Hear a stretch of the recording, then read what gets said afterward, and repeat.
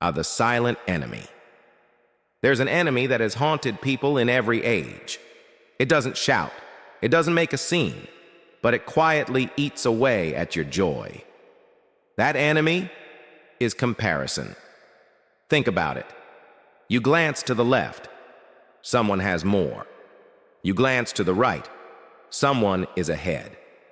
And suddenly, your own life, which once felt full, begins to feel small. The joy you had in your own story is stolen by the illusion of theirs. The Stoics saw this clearly. They called comparison what it truly is, a self-inflicted wound.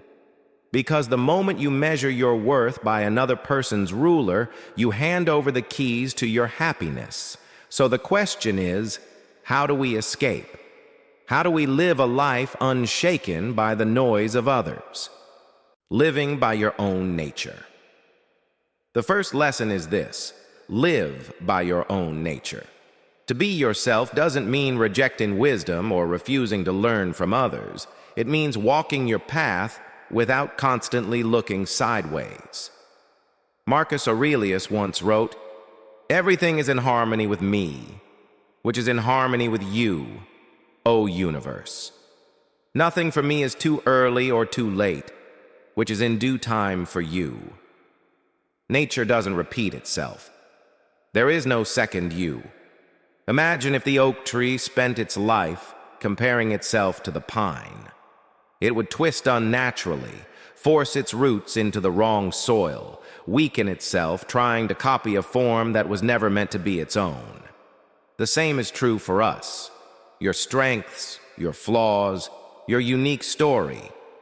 These are your raw materials. They are not accidents. They are the tools given to you to carve your life. So let me ask, are you walking your path, or are you bending yourself into someone else's shape? The poverty of comparison. The second lesson is this: comparison creates poverty of the soul. Seneca once wrote, "It is not the man who has too little, but the man who craves more that is poor." Comparison makes you crave what isn't yours, and in craving it, you neglect what is right in front of you. Here's the danger. When you use someone else's ruler to measure your life, you'll always come up short. But their ruler was never made for your journey. It was made for theirs. It's like a sailor judging his progress by the distance another ship has traveled without realizing they're sailing toward different ports. Your destination is not theirs.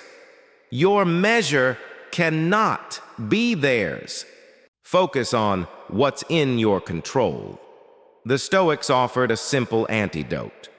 Narrow your focus to what you can control. Epictetus taught, some things are in our control and others are not.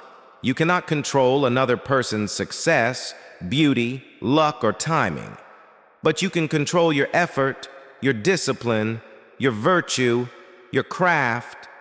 Every second you spend comparing yourself is a second stolen from improving yourself. Freedom, the Stoics said, is found in bringing your attention back to what is truly yours, your thoughts, your actions, your principles. So here's a practical exercise. Every morning, write down just one thing that is completely in your control today. Focus on that. Give your energy there and nowhere else. The truth about life and the illusion of comparison. Here's the bitter truth. There is no perfect life. The only perfect life you will ever live is the one you build with discipline and consistency. Comparison thrives on incomplete pictures. You see someone's triumphs, but not their tears. You see their wealth, but not their sacrifices. You see their public face, not their private doubts. Even emperors carried heavy burdens. Marcus Aurelius faced war, betrayal, illness, and the death of his children. Yet his writings are not filled with envy toward other rulers, but with the steady commitment to master himself. So if even an emperor's life was laced with suffering, why would you ever believe anyone's life is flawless?